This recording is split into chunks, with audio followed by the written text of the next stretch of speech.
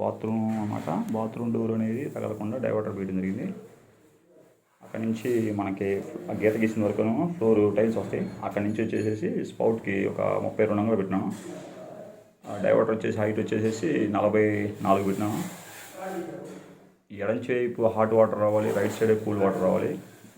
అది చాలా జాగ్రత్తగా ఉండాలి. ఇది షవర్ పాయింట్.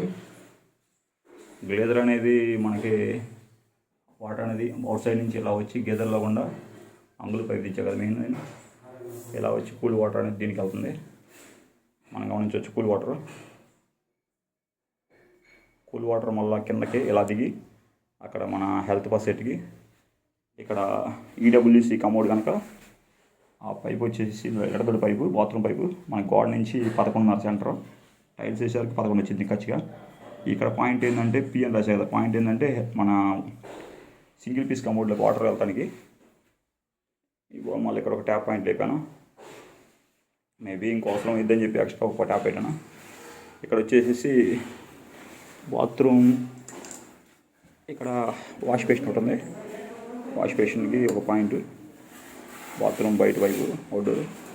ఈ వేస్ట్ వాటర్ పోవడానికి పైప్ వేయాలి.